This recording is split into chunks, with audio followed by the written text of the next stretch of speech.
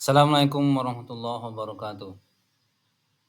Baiklah, pada kesempatan kali ini saya akan memaparkan aksi nyata saya modul 1.4 tentang diseminasi budaya positif. Saya Suwanto, CGP Angkatan 10 Kota Dumai.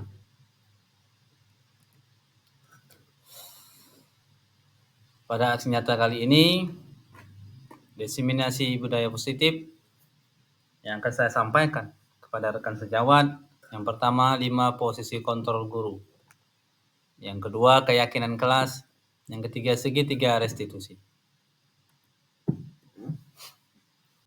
Adapun latar belakang dan tujuan aksi nyata yang saya buat ini adalah untuk berbagi ilmu tentang 5 posisi kontrol guru, agar rekan sejawat mengetahui secara persis di posisi mana ia sering berada.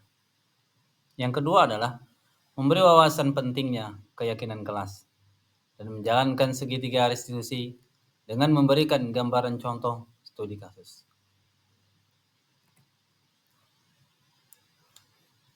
Adapun tahap diseminasi budaya positif yang saya lakukan adalah, yang pertama, saya meminta izin dengan cara berdiskusi dengan pimpinan sekolah untuk melakukan diseminasi ke rekan sejawat. Kemudian, saya membuat jadwal untuk mengumpulkan rekan sejawat dalam melaksanakan diseminasi budaya positif. Dan pada akhirnya, sampai Assalamualaikum pelaksanaan warahmatullahi desi. Waalaikumsalam warahmatullahi wabarakatuh. Alhamdulillahirabbil alamin, wassalamu ala asyrofil mursalin wa ala alihi wasallam ajmain. Syukur Allah Subhanahu wa taala. Alhamdulillah, pada hari ini Jumat di pagi yang cerah ini saya dihadirkan oleh Allah Subhanahu wa taala di tempat ini di ruangan kelas 6A. Mudah-mudahan pertemuan kita pada hari ini pertemuan yang diberkahi oleh Allah Subhanahu wa taala. Salawat dan salam disampaikan pada baginda Rasulullah sallallahu alaihi wasallam dengan ucapan Allahumma shalli ala sayyidina Muhammad wa ala ali sayyidina Muhammad. Dengan sering-seringnya kita bersalawat kepada baginda Rasulullah sallallahu alaihi wasallam, mudah-mudahan kita termasuk golongan orang-orang yang mendapatkan syafaat. Amin ya rabbal alamin. Baik Bapak Ibu sekalian, yang saya hormati Ibu Kepala Sekolah, dalam hal ini diwakili oleh bidang kesiswaan kesehatan, kantin, serta yang saya hormati Bapak Ibu yang hadir pada hari ini, yang sudi meluangkan waktunya untuk sama-sama berkumpul di ruang ini dalam serangkaian acara desiminasi guru penggerak. Pasnya disiplin positif. Selanjutnya, baiklah sebelum kita mulai acara desiminasinya, terlebih dahulu marilah kita awali dengan doa agar berkahnya acara pada hari ini. Mohon kesediaan Pak Rasidi untuk memimpin doa. Kepada Pak Rasidi kami persilakan.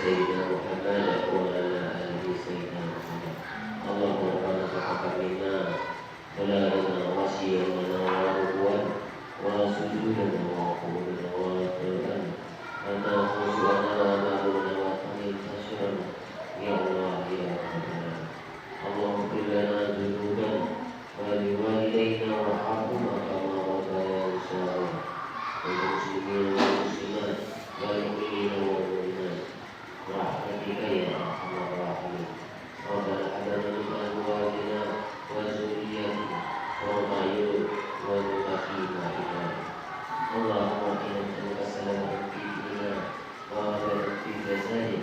Wajib ilmunya orang tiada rezeki atau tempat Allah orang rezeki Allahumma ilaina fi syafa'atuhu wa najatuhu Allahumma innahu kasir Allahumma innahu kasir Allahumma innahu kasir. Ya Allah ya Tuhan, pada hari ini Allah kami berkumpul di aula SDN khusus Tekan Kemuliaan dan sebagai acara destinasi guru penggerak SDN khusus Tekan Kemuliaan. Untuk dia Allah bersama pikiran kami ya Allah, jadikanlah kami guru-guru yang bermanfaat ya Allah, bermanfaat bagi agama, bermanfaat bagi bangsa ya Allah. Ya Allah, jadikanlah kami jalan ya Allah, limpahkanlah ilmu kepada kami ya Allah, supaya kami dapat menyampaikan ilmu kepada anak didik kami ya Allah, menjadikan anak didik kami yang berbakti beragama ya Allah, pada bangsanya ya Allah, menjadi kebanggaan bagi kedua orang tua ya Allah. Rabbana atina fid dunya hasanah wa fil akhirati hasanah wa qina adzabannar. Alhamdulillah. Assalamualaikum warahmatullahi wabarakatuh.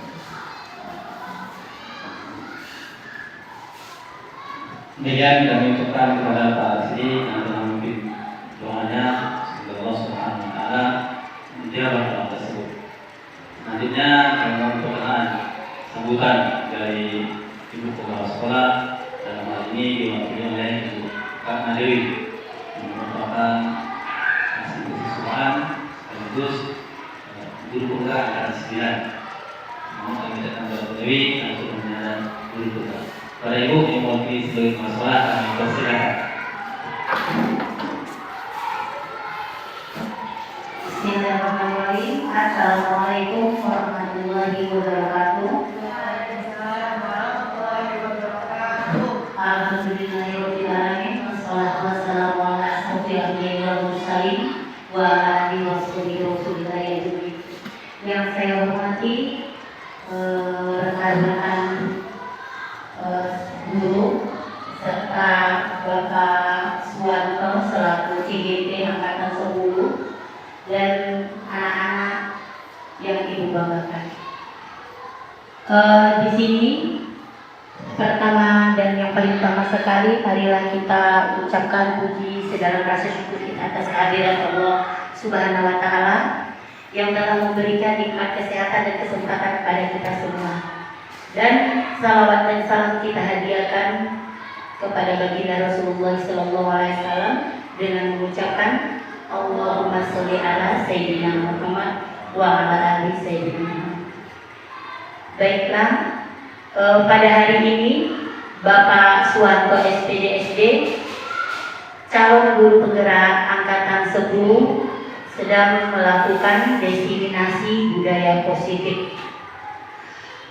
Saya mengajak kepada teman-teman agar kita mengambil ilmu yang akan disampaikan oleh Bapak Suwanto nantinya, karena budaya positif ini sangat kita perlukan sekali di dalam melaksanakan peraturan yang ada di sekolah kita. Jadi saya berharap apa yang disampaikan Pak Suwanto nantinya dapat kita ambil dan dapat kita implementasikan di sekolah kita dalam rangka memajukan sekolah SD Negeri 011 ini. Mungkin sampai di situ yang dapat saya sampaikan.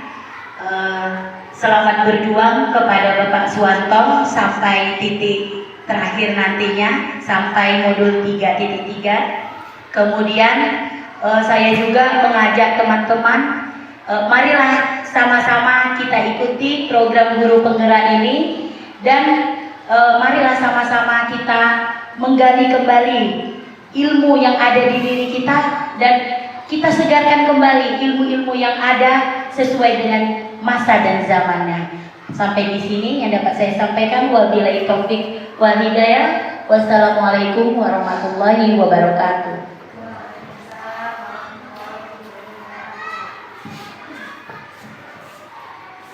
Terima kasih kami ucapkan kepada Bu Ratna Dewi mewakili sebagai Kepala Sekolah SD 11. Saya juga ucapkan ribuan terima kasih.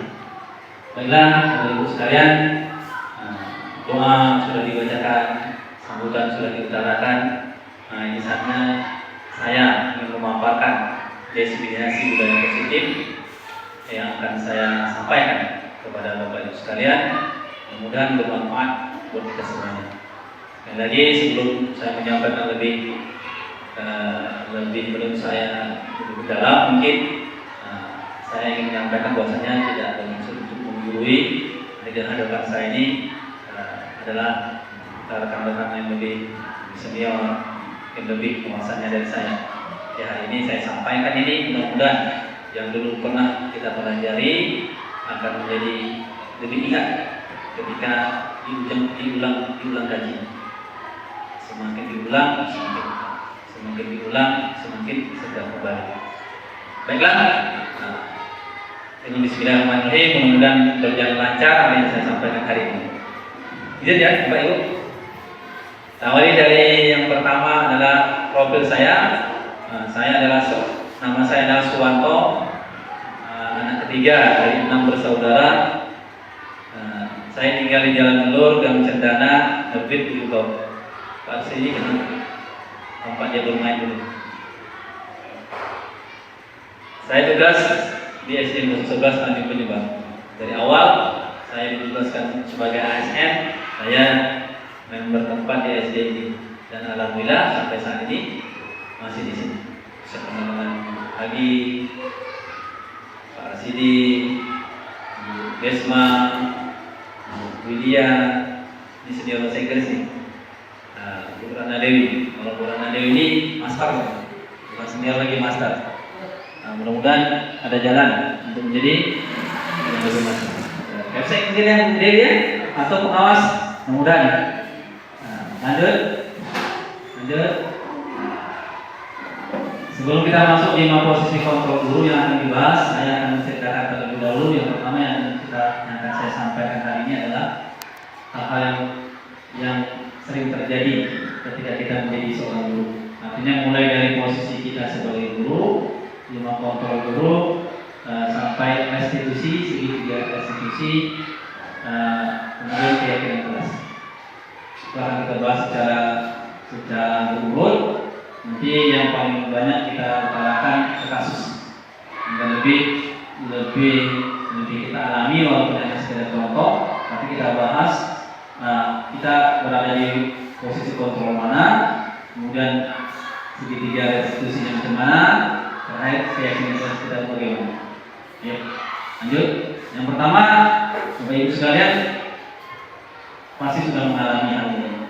Cuma kita bagaimana tadi kata kepala sekolah, karena belum diulang gaji, ilmu sudah dimiliki, tapi karena jarak diulang gaji mungkin terlupakan atau tidak disadari, padahal kita sudah melakukan hal itu.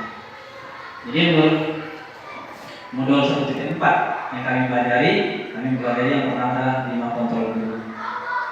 5 kontrol guru itu ada 5. Yang pertama adalah kita sebagai penghukum.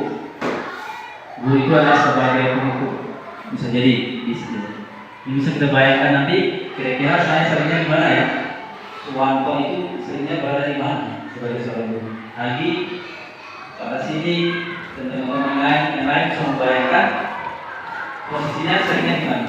Yang pertama, guru sebagai penghukum. Di sini dijabarkan seorang penghukum biasa menggunakan hukuman fisik maupun verbal.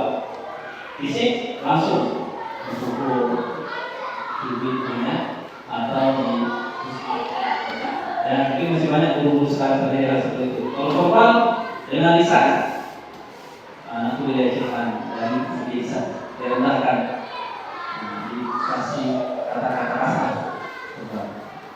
Orang yang menjalankan posisi penghukum senantiasa mengatakan bahwa sekolah memerlukan sistem atau alat yang dapat lebih menekan murid-murid lebih dalam lagi. Guru-guru yang menerapkan posisi penghukum akan berkata, patuhi aturan saya, atau awas, kamu selalu saja salah, selalu pasti, selalu yang terakhir. Guru seperti ini senantiasa percaya hanya ada satu cara agar pembelajaran bisa berhasil, yaitu cara dia membuat orang merasa bersalah. Pada posisi ini biasanya guru akan bersuara lebih.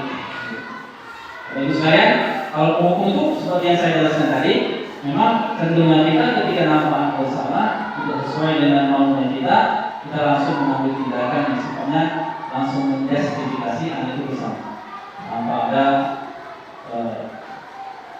memberi kesempatan yang lebih luas kepada anak mengapa mereka melakukan tersebut. Jadi kalau seandainya kita sering memberikan hukuman kepada anak, berarti posisi kontrol kita adalah sebagai penghukum. Ya.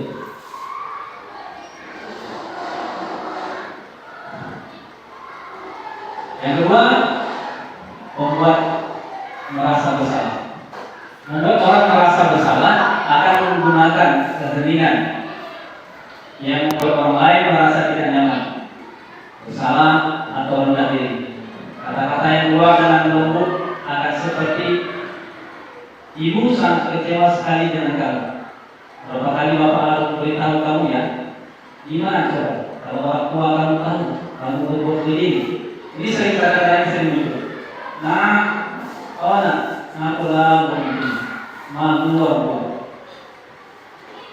Kalau dia seperti itu aja, tanpa memberi waktu yang luas kepada anak untuk menjelaskan mengapa dia harus seperti itu. Dan Pak Suwanto, memang anaknya kenapa? Langsung dimanggil. Kok kamu kenapa? Nah, terus terakhir tadi bilang, kalau mana mau dalam kamu sedang bapak, nanti dibilang sama wali kelas lain, atau nanti dipanggil sama kepala sekolah. Nah, ini kata seperti itu. Dia itu merasa kasihan dengan gurunya, tanpa punya waktu yang luas untuk menjelaskan masalahnya. Artinya, guru tidak pengertian sama murid, seharusnya kita memberi pengertian kepada murid. Kenapa dia melakukan hal demikian? Jadi, guru sebagai teman. Guru pada posisi ini tidak akan menyakiti murid, namun akan terus memantau murid secara persuasif. Guru di posisi teman menggunakan hubungan baik dan humor untuk mempengaruhi seseorang. Murid akan bergantung pada guru tersebut. Dampak dari ini adalah murid itu akan merasa ketergantungan. Enak loh sama ibu, enak loh sama ibu, akan terjadi perbandingan. Padahal di sekolah itu guru merupakan sesuatu yang mendapat perhatian yang sama-sama sama-sama di santuni. Artinya dalam sini murid bersatu satu sama gurunya tanpa memandang seperti ini. Kalau hal ini dilanjutkan oleh seseorang guru, maka akan berdampak kepada seorang guru tersebut. Mereka akan merasa dicintai dan disayangkan anak tersebut. Padahal efeknya ke guru baik ya. Hal negatif dari posisi teman adalah bila suatu saat guru tersebut tidak membantu, maka murid akan kecewa. Guru ambil ini, gurunya enak belajar, mau berubah. Anak pasti akan kecewa. Karena yang kita kasih perhatian kepada anak, sikap baik itu saja. Kita tidak menjelaskan kepada anak mereka mengapa demikian. Ketika anak melakukan kesalahan, kita tidak gali mengapa dia berbuat demikian, kemudian tidak cari solusi agar tidak terulangi hal seperti itu. Jadi kecewa anak pasti karena berubah dari seorang guru, dari seorang teman, lalu tidak bersahabat sama anak tersebut. Lanjut. Guru sebagai pemantau.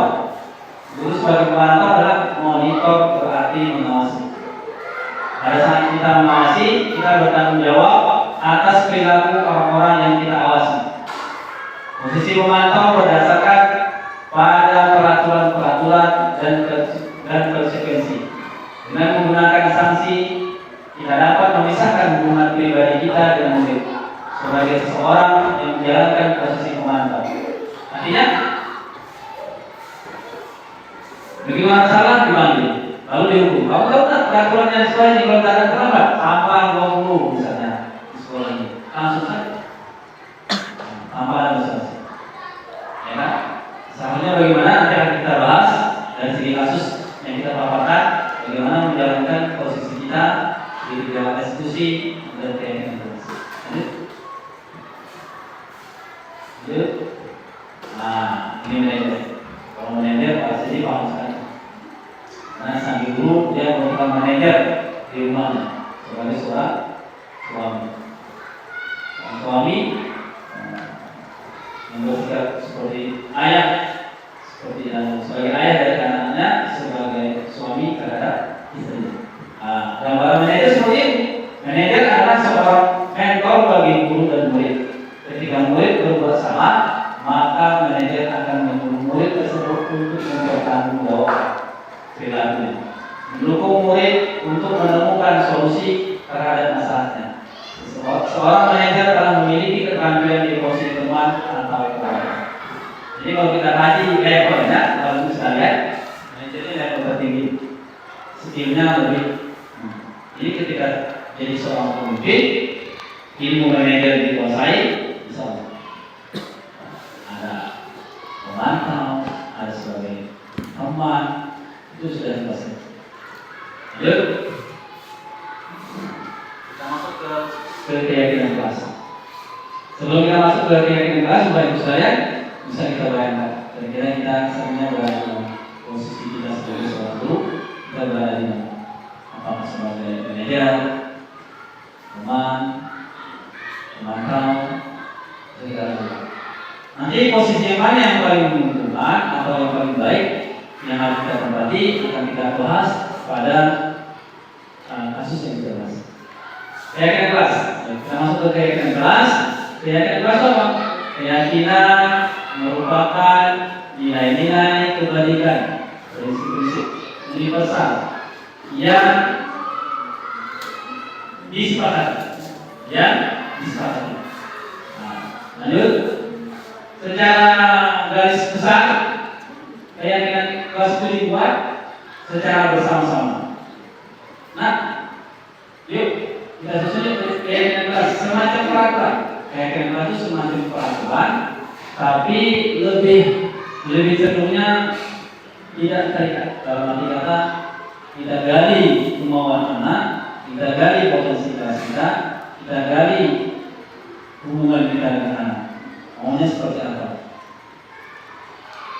Tapi tidak maunya anak dalam arti kata kita biarkan begitu saja. Tentu kita punya isi kelas. Kita mau ngapain di kelas ini?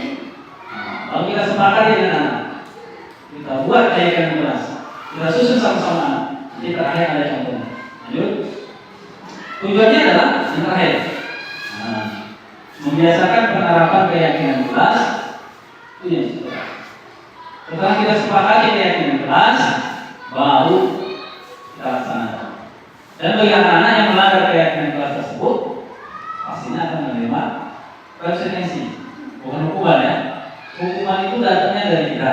Tapi ketika kita usahakan, kita panggil anak, maunya bagaimana atas keyakinan kelas yang kita melanggar, lalu cara memperbaiki bagaimana kita rawat depan, bukan serta-merta dari kita. Kebanyakan dari kita mungkin ketika dalam membuat kesalahan langsung kita hukum, menurut versi kita. Nah, dengan ini nanti kita memberi kesempatan kepada anak bagaimana cara dia memperbaiki kesalahan dia tersebut. Lanjut. Nah, ini contoh. Lanjut. Lanjut sedikit. Lanjut. Nah, ini kayak gimana? Ini disusun bersama-sama. Maunya kita kasih seperti apa? Bekerja sama menjaga kebersihan kelas. Contohnya, bekerja sama menjaga kebersihan, ya kan? Saling peduli, menghargai dan membantu sesama, menjaga dan meletakkan barang sesuai tempatnya. Ini kita susun bersama. Yuk, kita susun. Kami berjanji, ya seperti itulah diumpamakan. Saya akan langsung akan melakukan ini. Kita susun. Datang tepat waktu. Pakaian seragam boleh. Kayak kelas ini guru mata pelajaran, guru mata pelajaran bisa. Keyakinan mata pelajaran kelas 6B boleh. Mengantar tugas tepat waktu. tidak boleh berkelahi selama proses belajar mengajar. Nah, itu kita baca ulang-ulang setiap kali kita masuk sampai anak betul-betul paham dan tahu bahwasanya di kelas ini ada keyakinan kelas. Kalau wali kelas tempelkan di dinding keyakinan kelas tersebut. Ini contohnya bekerja sama. Artinya ketika anak tidak bekerja sama menjaga kebersihan, anak tersebut akan kita tangani. Kita tanya, nah kira-kira perbuatan kamu tersebut sudah melanggar keyakinan kelas? Ya Pak, kamu tahu perbuatan kamu tersebut? Ya Pak, sadar. Nah, terus apa yang harus kamu lakukan untuk mengubah diri salah kamu itu? Nanti dijawab. Saya berjanji saya tidak akan mengulang lagi. Boleh, seperti itu. Nanti kita tanya ya kasusnya. Lanjut. Lanjut ke segitiga restitusi. Lanjut. Nah, segitiga restitusi ini ada tahapannya. Tahapan dalam menangani kasus yang terjadi pada anak. Lanjut.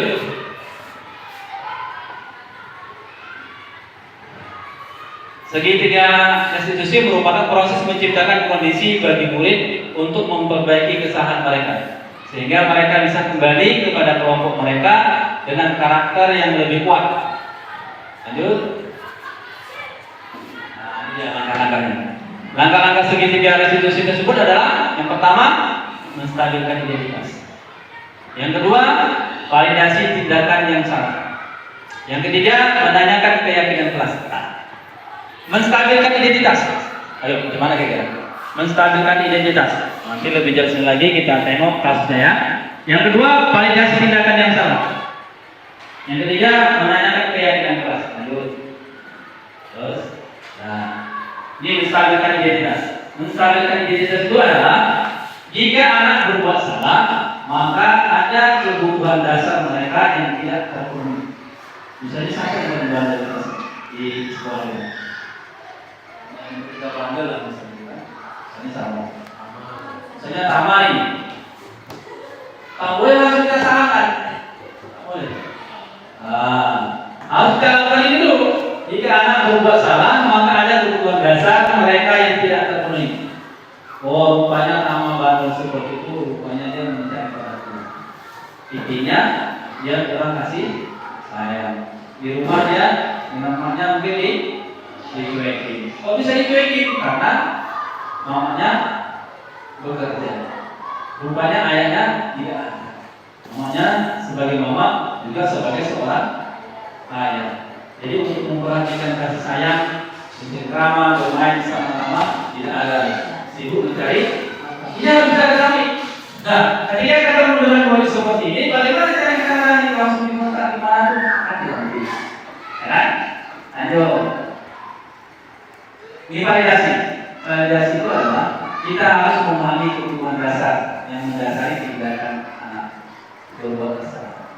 Kemudian menurut teori kontrol, semua tindakan manusia baik atau buruk pasti memiliki maksud dan tujuan. Karena kenapa selalu seperti ini? Kenapa? Tidak boleh masuk memarahi, membentak atau apalagi sifatnya marah. Lanjut. Ini ya, menanyakan keyakinan kelas. Lalu kita bahas. Nah, tersebut kita tanya, kamu tadi melakukan kesalahan ini, apakah sesuai dengan keyakinan kelas yang kita buat tadi? Atau anjurnya tidak sesuai. Lalu kita tanyakan lagi kepada anak. Nah, kira-kira untuk menutupi rasa bersalah kamu tadi karena melanggar keyakinan kelas, apa yang harus kamu lakukan? Terus kesimpulan. Nah, melalui segitiga restitusi kita dapat mewujudkan peserta ini menjadi anak yang merdeka. Lanjut. Nah, ini dia. Pokoknya kita hari ini di sini. Lanjut. Lanjut. Lanjut. Lanjut. Lanjut. Nah, menganalisis kasus. Kita tadi coba sama-sama. Ada sebuah kasus di guru SMP. Guru matematika dan wali kelas 8, namanya Ibu Santi sedang sakit. sehingga tidak dapat masuk dan mengajar. Akhirnya dicarikan guru pengganti. Nama guru penggantinya Ibu Eni. Ibu Eni baru 2 tahun menjadi guru SMP. Baru ini. Beberapa murid perempuan namanya Pipi dan Natali mengetahui hal ini dan mulai menggunakan kesempatan dan bersikap seenak. Oh, ini guru baru nih, guru kasih, guru kasih, guru sakti. Dia tidak datang karena guru lain, sesuka saya mau berbuat, kalau membuat sesuatu saya takut.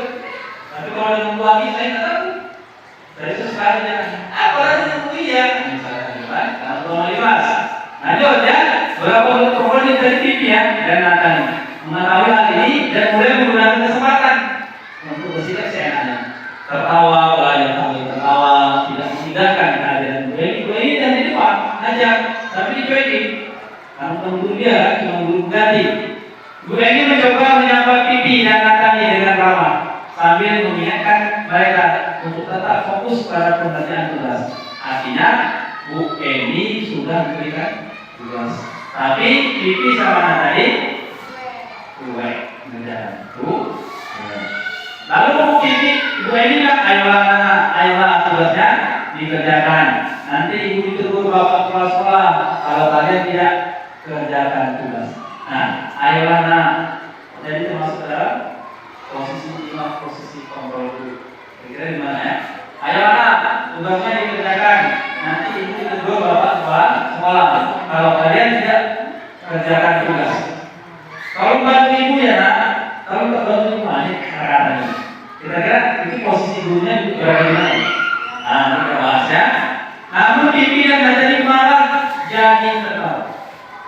Pak ibu, santai aja bu. Nah, mereka tetap tidak mengerjakan tugas dan malah ngobrol. Ngobrol aja jangan tak perlu nih. Mau apa ibu itu lagi? Ya, misalkan. Keesokan harinya Ibu Santi memanggil Pipi dan Natali. Nah, Ibu Santi wali kelasnya sudah sembuh, datang ke sekolah, lalu dipanggilnya Pipi dan Natali. Berarti Ibu Santi sudah mendapat laporan dari Bu Eni. Ibu Santi, semalam saya ngajar di kelas Santi, ada 2 murid namanya Pipi dan Natali. Saya kayaknya nggak terima begitu kan. Nah, saya juga. Bu Santi menanyakan apakah mereka bersedia melakukan memperbaiki permasalahannya yang ada. Pipi dan Natali sempat ragu-ragu dan membela diri, namun pada akhirnya mengatakan akan meminta maaf. Lanjut. Ibu Santi menanggapi bahwa tindakan itu boleh saja dilakukan dia. Mereka sungguh-sungguh ingin meminta maaf. Namun Ibu Santi menanyakan kembali apa yang mereka bisa lakukan untuk menggantikan rasa tidak dihormati Ibu Santi. Baik Pipi maupun Natali mengakui bahwa perilaku mereka tidak sesuai dengan keyakinan kelas. Ibu Santi melanjutkan kembali apa yang akan mereka lakukan untuk memperbaiki masalah. Apakah ada alasan? Setelah berpikir sejenak, Natali dan Pipi mengusulkan bagaimana kalau mereka mengadakan sebuah diskusi kelompok dengan teman-teman sekelasnya. Tema yang mereka pilih adalah penerapan keyakinan kelas, terutama tentang sikap saling menghormati dan bagaimana penerapannya di kehidupan sehari-hari di sekolah. Usulan kedua adalah mengirim email kepada Ibu Eni tentang gagasan mereka tersebut. Mereka pun memberitahu Ibu Eni bahwa mereka telah memberitahu kepala sekolah Pak Hasan bila lain waktu ada ketiadaan guru, maka mereka akan mengusulkan Ibu Eni sebagai guru pengganti. Ini usulan Pipi sama akan ada masalah nih setelah dibimbing sama Bu Santi. Lanjut pertanyaannya. Nah, pertanyaan pertama dari kelas 1 masih ya? Dari pertanyaannya adalah langkah-langkah restitusi apa saja yang sudah dijalankan Ibu Santi? Langkah-langkah restitusi apa saja? Lanjut coba kita lihat jawabannya. Pertama, validasi tindakan yang salah. Caranya adalah Ibu Santi memanggil Pipi dan Natali. Ada tidak? Ibu Santi memanggil Pipi dan Natali. Panggil, tidak langsung dipanggil. tentang laporan Bu Eni. Bu Eni melaporkan kepada Bu Santi, lalu Bu Santi memanggil Pipi dan Natali. Betul tidak? Pipi, Natali, Ibu Eni melaporkan kamu seperti itu tadi. Apa kamu betul? Ini namanya memvalidasi. Lanjut, yang kedua, Ibu Santi menanyakan apakah mereka bersedia melakukan perbaikan permasalahan yang ada. Setelah mengakui, baru. Lanjut, Pipi dan Natali sempat ragu-ragu. Semua jawaban dari poin kedua sampai kedua ini ada di record. Artinya, rangkaian cerita tersebut memang dilakukan dan diselesaikan dengan cara yang kita pahami. 5 posisi kontrol, keyakinan kelas, segitiga restitusi. Lanjut, Bu Santi menanggapi bahwa tindakan itu boleh saja dilakukan bila mereka sungguh-sungguh ingin meminta maaf. Namun, Ibu Santi menanyakan kembali apa yang bisa mereka lakukan untuk mengganti rasa tidak dihormati Ibu Santi. Jawabannya apa? Ada tidak? Jawabannya ada. Dua, menanyakan keyakinan kelas. Baik Pipi maupun Natali mengakui bahwa perilaku mereka tidak sesuai dengan keyakinan kelas. Ada pada tadi. Lanjut, Ibu Santi melanjutkan kembali apa yang akan mereka lakukan untuk memperbaiki masalah. Apakah ada gagasan lain? Ada. Dijawab sama Natali dan Pipi. Kalau tak ada guru yang masuk lagi, diputus masuk. Mengirim email tentang gagasan mereka. Lanjut. Pertanyaan kedua. Apakah restitusi yang diusulkan Pipi dan Natali sudah sesuai dengan pelanggaran yang telah dibuat? Apakah langkah-langkah restitusi yang telah diusulkan mereka? Ini dong. Lanjut. Ini dia. Restitusi yang diusulkan Pipi dan Natali sudah sesuai. Adapun langkah-langkah restitusi yang mereka usulkan adalah pertama diskusi kelompok, penerapan keyakinan kelas dalam kehidupan sehari-hari. Ada dalam catatan? Nah, kemudian email kepada Ibu Eni terkait gagasan tadi. Ada dalam catatan? Ada. Lanjut. Yang ketiga, pertanyaan ketiga dari kasus pertama. Posisi apakah yang telah diambil oleh Ibu Eni dalam menangani Pipi dan Natali? Kira-kira apa itu? Posisinya apa dia? Posisi apakah yang telah diambil oleh Ibu Eni dalam menangani Pipi dan Natali? Bu Esek dijawab dulu. Terima kasih waktunya Bapak Suwanto. Di sini kalau saya mencerna Ibu Eni mengambil posisi merasa bersalah, menciptakan merasa bersalah kepada si Pipi dan Natali, sehingga si Pipi Natali merasa Ibu Eni kayak punya kemampuan jadinya gitu. Betul ini mengganti ya? Bu Eni mengganti. Betul? Kira-kira? Ada pendapat yang lain? Bu, pagi ini.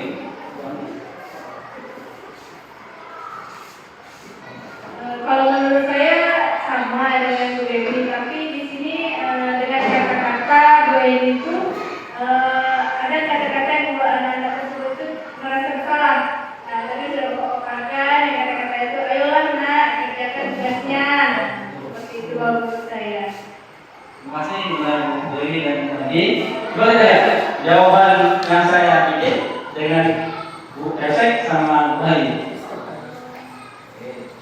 Iya. Ini jawaban saya. Posisi kontrol membuat orang merasa bersalah. Ternyata sama dengan Bu. Jadi sama dengan Bu. Iya, sama. Bagi sama dengan ini. Membuat orang merasa bersalah. Kata-kata yang diucapkan oleh Bu ini apa? Yang membuat itu adalah membuat orang merasa bersalah. Ada kata-kata, ayolah tugasnya dikerjakan. Nanti ibu ditegur bapak kepala sekolah kalau kalian tidak kerjakan tugas. Jadi ini membujuk anak tersebut supaya melakukan, tapi dengan lembutnya anak tersebut secara tak sadar guru tersebut sudah membuat anak merasa bersalah. Bu Eni berupa sebagai membuat orang merasa bersalah dengan kata-kata yang diucapkan Bu Eni untuk menarik simpati dari Natali dan Pipi. Lanjut. Ini dia. Jika kami adalah bahasa apa? kepala sekolah. Bahasan kepala sekolah. Bagaimana kami menyikapi langkah yang ditempuh Ibu Santi? Yes, mungkin. Nah, jika kami adalah Pak Hasan itu kepala sekolah, melihat bagaimana kami menyikapi langkah-langkah yang ditempuh Ibu Santi. Ibu Santi menangani kasus tersebut. Saya kira sebagai kepala sekolah, apa pendapat? Oke, karena dulu. Nanti pada kasus berikutnya baru kita lihat pendapatnya. Lanjut. Langkah yang diambil Ibu Santi sudah benar. Namun ada langkah restitusi yang ditinggalkan oleh Bu Santi, yaitu menstabilkan. Menstabilkan tidak cukup. Ya, misalnya ini, apa yang kamu lakukan, kesalahan yang kamu lakukan itu wajar. Karena kita sebagai manusia biasa tidak luput dari kesalahan dan kesilapan. Itu menstabilkan. Kata-kata itu ada. Kalau ada kata-kata itu berarti dia sudah melakukan kegiatan restitusi dengan baik dan benar. Tapi memang sengaja dirancang seperti itu supaya kita tahu persis ada hal yang belum kita ini. Berarti yaitu menstabilkan identitas. Langkah ini menurut kami sangat penting untuk dilalui sebelum anak memutuskan untuk memperbaiki keadaan melalui keyakinan jelas yang disepakati. Anak sudah ditanya betul melakukan kesalahan, baru kita stabilkan. Nah, dulu itu masih kecil, orang juga kan masalah ini, kalau misalnya kita ulangi, penyesalan itu luar biasa, tapi bukan harus kita ulangi. Itu berharap kesalahan yang telah sudah itu dan diulangi. Nah, bagaimana caranya supaya kamu menutupi kesalahan tersebut? Membawani, membawani, itu namanya menstabil. Lanjut. Ini kasus kedua. Di kasus kedua ini, saya mohon partisipasinya Bapak Ibu untuk menjawab pertanyaan. Pertanyaannya, lanjut pertanyaan. Pertanyaan nomor 1 dulu. Dalam kasus di atas, sikap posisi apakah yang diambil oleh Bapak Umar? Jelaskan apa di atas. Mohon berdasarnya Bapak Ibu untuk menjawab pertanyaan ini. Jadi pertanyaannya,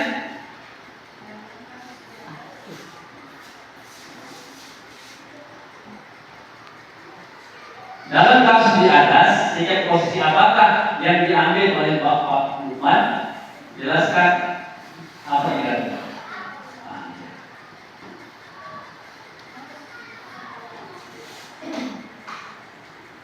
Saya lihat Bapak Ibu, bagaimana? Sabrina hari itu bangun terlambat dan terburu-buru sampai di sekolah. Dia pun akhirnya sampai di gerbang sekolah, tapi baru menyadari kalau tidak menggunakan sepatu hitam seperti tertera di peraturan sekolah. Di depan pintu kelas, Bapak Umar memperhatikan sepatu Sabrina yang berwarna coklat. Sabrina berusaha menjelaskan bahwa dia terburu-buru dan salah menggunakan sepatu. Pak Umar menanyakan Sabrina, apa peraturan sekolah tentang seragam warna sepatu? Sabrina menjawab, sudah mengetahui sepatu harus berwarna hitam, namun terburu-buru dan salah menggunakan sepatu. Selain tidak mungkin kembali pulang karena rumahnya jauh sekali, Pak Umar tetap bersikeras pada peraturan yang berlaku dan mengatakan, ya sudah, kamu sudah melanggar peraturan sekolah, kamu salah, sudah terlambat, salah pula warna sepatunya, segera buka sepatumu kalau tidak bisa menggunakan warna sepatu sesuai peraturan. Sabrina meminta maaf dan memohon kembali kepada Pak Umar agar tetap dapat mengenakan sepatunya dan berjanji tidak akan mengulangi kesalahannya. Namun Pak Umar tidak mau tahu. Tidak, kamu telah melanggar peraturan sekolah. Kalau tidak sanggup, ambil sepatu di rumah atau diantarkan sepatu ke sekolah. Ya sudah, kamu tidak bersepatu saja. Seharian di sekolah, sekarang copot sepatumu dan silakan belajar tanpa sepatu sekalian. Sabrina pun dengan berat hati mencopot sepatunya dan memberikannya kepada Pak Umar. Seharian dia tidak berani berkeliling sekolah karena malu dan lebih banyak berdiam diri di kelas tanpa ada sepatu. Pertanyaannya,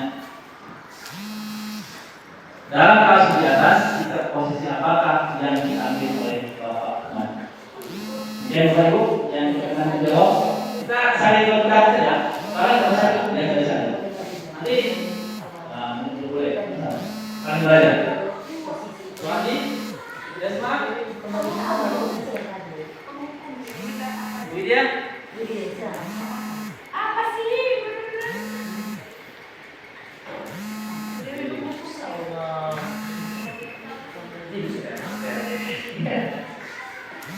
Terima kasih teman-teman karena telah memilih saya. Oke, kalau saya mencerna sikap Bapak Lukman di sini dia langsung ngejas gitu. Walaupun si anak tadi ya didiknya memberitahu alasannya, dia tidak terima. Peraturan ya peraturan, kamu bersalah gitu. Berarti kalau menurut saya sikap posisi diambil oleh Bapak Lukman yaitu sikap posisi penghukum langsung ngejas gitu. Gitu Pak. Indikatornya tadi coba lagi kembali lagi. Indikatornya yang ini ya sudah kamu sudah melanggar peraturan sekolah, kamu salah dari satu sisi bahwa segala sesuatu dari guru, kamu salah ngejas langsung gitu. Kemudian kamu salah sudah terlambat, kamu melakukan sepatunya. Ini indikator ya Pak. Terima kasih.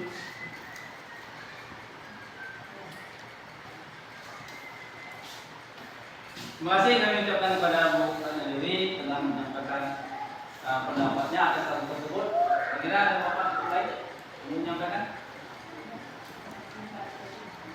Lanjut, jawab kita tengok jawabannya. Ini menunjukkan posisi kontrol yang diterapkan Pak Lukman adalah penghukum. Benar ini jawaban dia ya? Namanya senior. GP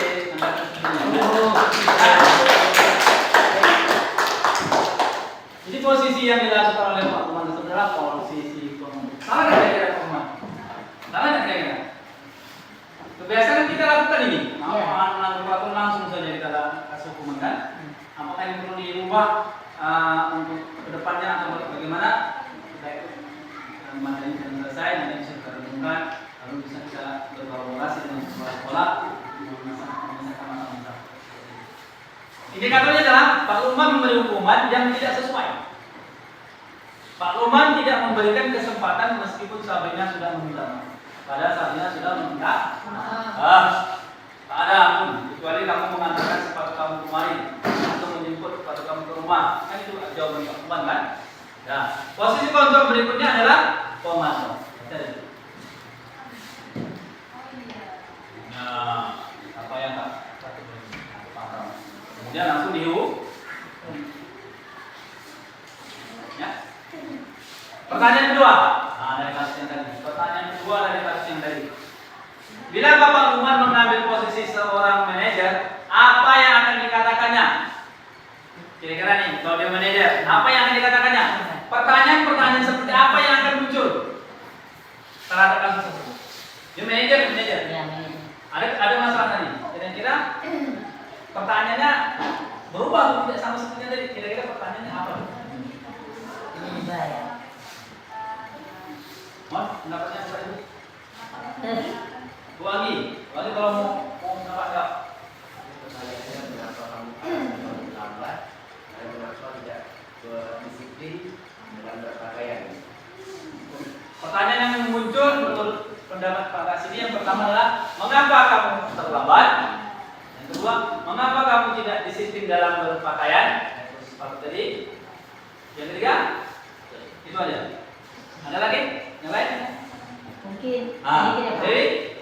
Karena Bapak Lukman mengambil posisi seorang manajer, dia harus menggunakan restitusi 3 restitusi tadi. Yang pertama, dia menstabilkan emosi si Sabrina dulu, ya kan? Setelah distabilkannya, baru dia bertanya dan mendengarkan ada apa. Baru kita tanya keyakinannya, apakah kamu melanggar peraturan? Ya, seandainya kalau iya Pak, saya melanggar peraturan. Jadi ketika kamu melanggar peraturan, apa yang harus kamu lakukan? Nah, anak itu kembali, anak itu sendiri yang akan mengambil sikap apa yang akan saya lakukan ketika saya melanggar sesuatu, gitu. Mungkin beda dari yang pertama. Coba kita tengok jawaban. Pertanyaan Pak Umar jika dia mengambil posisi sebagai manajer sebagai berikut. Sabrina, mengapa kamu terlambat dan mengenakan sepatu berwarna coklat? Kemudian terlambat boleh saja dilakukan karena setiap orang punya kepentingan. Ini termasuk yang dijelaskan oleh Bu Dewi. Pertanyaan dari Pak Sidi sudah masuk. Sabrina, apakah kamu masih ingat dengan keyakinan kelas? Sama tuh yang disana Dewi. Dia menjalankan 5 posisi kontrol guru, tadi ambil manajer, kemudian 3 resolusi dan keyakinan kelas. Terakhir, bagaimana cara kamu memperbaiki keadaan terlambat di sekolah tetap menggunakan sepatu yang tidak sesuai dengan peraturan kelas? Artinya ada pernyataan dari Mana Dewi mengatakan meminta anak tersebut untuk menutupi atau dia salah ini, bagaimana besok supaya kamu tidak salah lagi, dan kira-kira hukuman yang paling hari itu apa? Berjanjinya kamu berjanji dengan tidak sesuatu apa?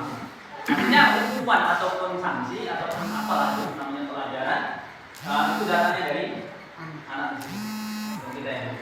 Lanjut. Ya. Kira-kira semua ini bakal jadi bagus nih, Wani sama Bu Winda semuanya kan? Sekolah kan? Kira-kira kita berayat dulu nih. Bukan aja adalah bagian dari doa yang kepada dia. Kira-kira bila Anda kepala sekolah, nilai kebajikan apa yang ingin dituju oleh peraturan aturan itu? Kita bikin peraturan nih.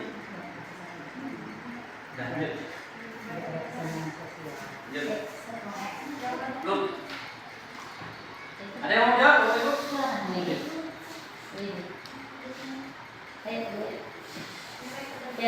Nilai kebajikannya apa? Ini kebajikan dari sepatu berwarna hitam. Boleh Pak? Ya, silakan Bu Ya, Mani. kalau saya diposisikan sebagai kepala sekolah di sekolah tersebut, nilai kebajikan yang ingin saya tujukan pada peraturan harus bersepatu warna hitam adalah supaya keseragaman tentu saja di satu sekolah harus hitam, tidak ada putih, tidak ada coklat, pink dan lain sebagainya. Dan yang kedua tentu saja tidak ada kesenjangan sosial, karena kan sepatu warna hitam kan ibaratnya tidak memandang status, kecuali misalnya sepatu cats gitu ya Pak ya. Sepatu cats kan lain warna nih, ada warnanya yang ngejreng, dan itu kita sama-sama tahu harganya lebih mahal daripada sepatu sekolah berwarna hitam. Dan tentu saja itu tidak menyusahkan, ibaratnya bukan menyusahkan, gimana lebih bahasanya, kepada orang tua juga sih lebih tepatnya ya kan, karena kan tidak terlalu membebankan orang tua seperti itu Pak. Jadi terbayang nih calon kepala sekolah masa depan nih. Tadi rupa-rupanya kepala sekolah itu menetapkan peraturan sepatu berwarna hitam seperti mana yang disampaikan oleh dia, punya visi, punya tujuan. Nah, salah satunya mungkin kebersamaan ya. Kemana itu sudah dicari, kemudian status sosial ya, kemudian indah. Saudara bersama sudah rasa asli perjuangan itu ada. Jadi kita dapat jawabannya. Nilai kebajikan yang dituju dari menggunakan sepatu berwarna hitam adalah keseragaman. Nah, kemudian kebersamaan. Iya. Rupanya Bu Widya jawab lebih dari. Doakan mudah-mudahan ini. Amin. Pertanyaan keempat. Bagaimana Anda menyikapi langkah yang diambil Pak Umar mengenai hal itu? Bagaimana Anda menyikapi? Kira-kira gimana?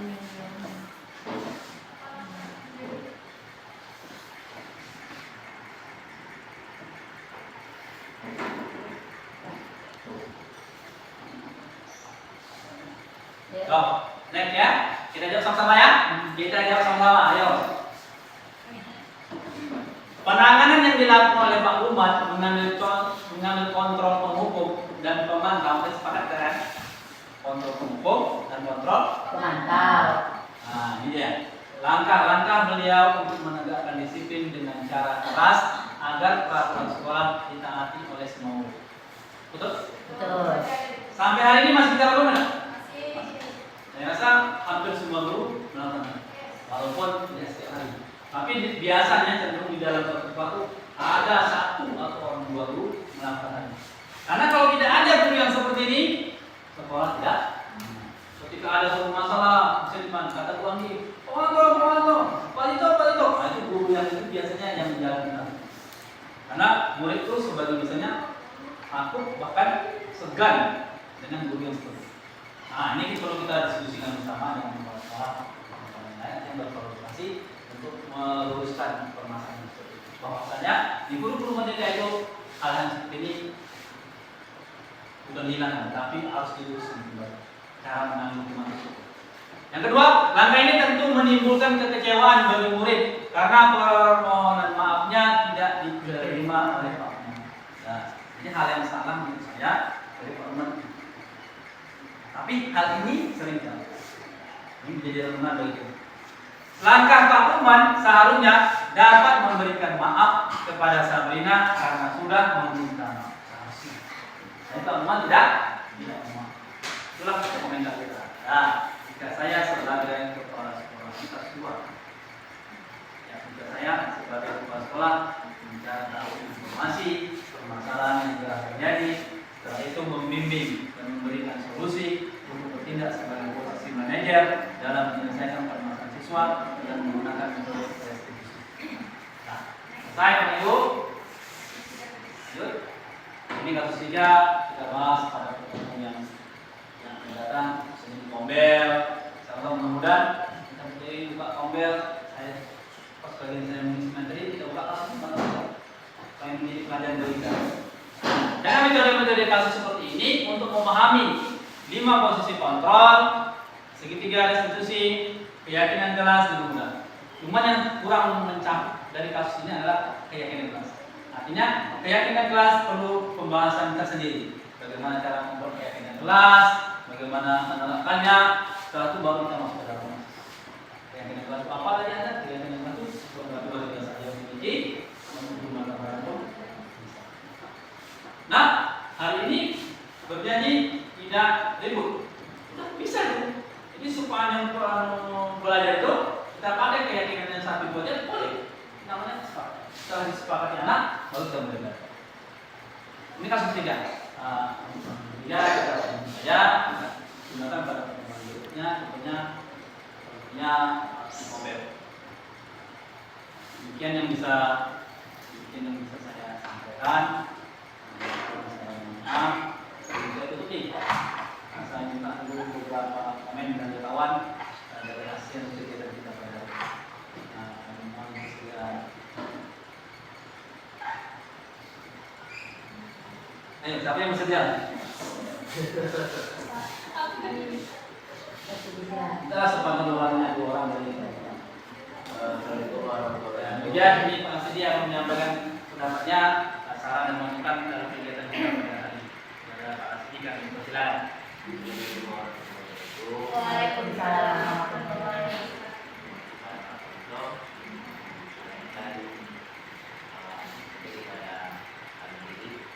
Saya sangat memuaskan karena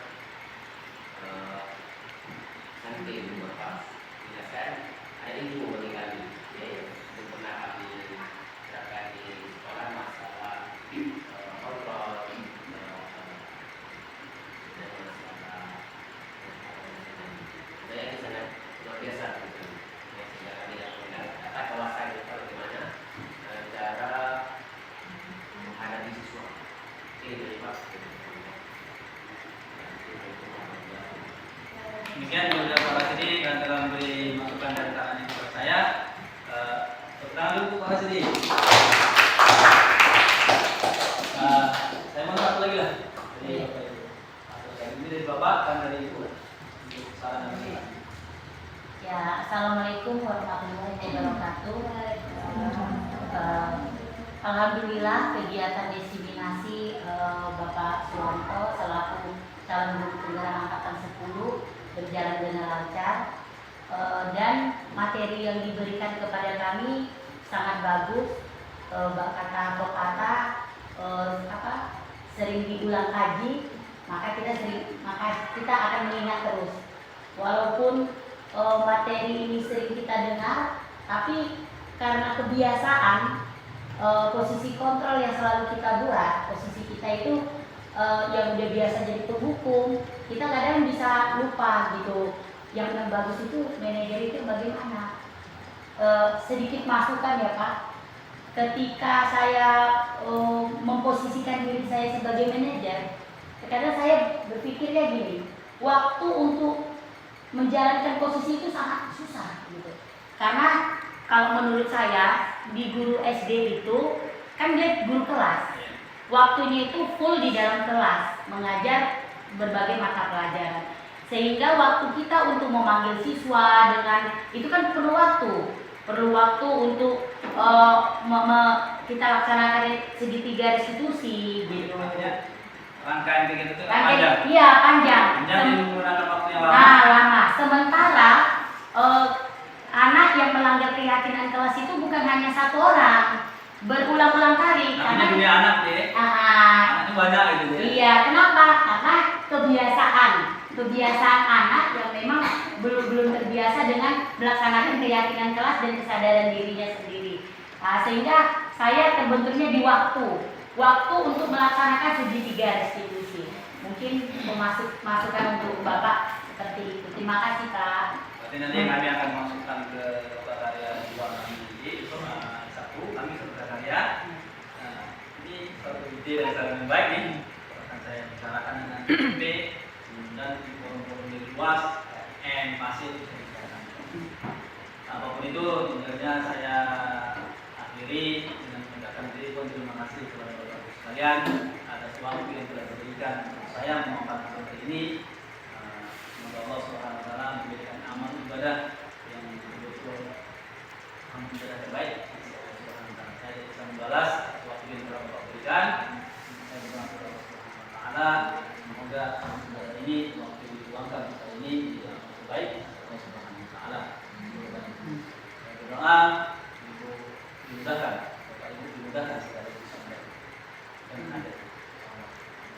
Terakhir, segala yang salah dari saya memaafkan. Saya tidak menggurui yang hanya saya menyampaikan hari ini. Semoga bermanfaat, tidak cuma bermanfaat. Tapi yang salah, mohon disampaikan kepada saya agar saya bisa memperbaiki. Ini yang saya sampaikan. Terima kasih. Assalamualaikum warahmatullahi wabarakatuh. Waalaikumsalam warahmatullahi wabarakatuh. Assalamualaikum warahmatullahi wabarakatuh. Waalaikumsalam warahmatullahi wabarakatuh. Alhamdulillahirobbilalamin. Wassalatu wassalamu ala asyrofil anbiya'i wal mursalin wa ala alihi. Baik. Demikian diseminasi pelaksanaan budaya positif yang telah saya sampaikan kepada teman-teman sejawat. Semoga bermanfaat bagi kita semua. Mudah-mudahan kita semua dapat mempraktekkan dalam kehidupan yang nyata. Sekian, terima kasih. Assalamualaikum warahmatullahi wabarakatuh.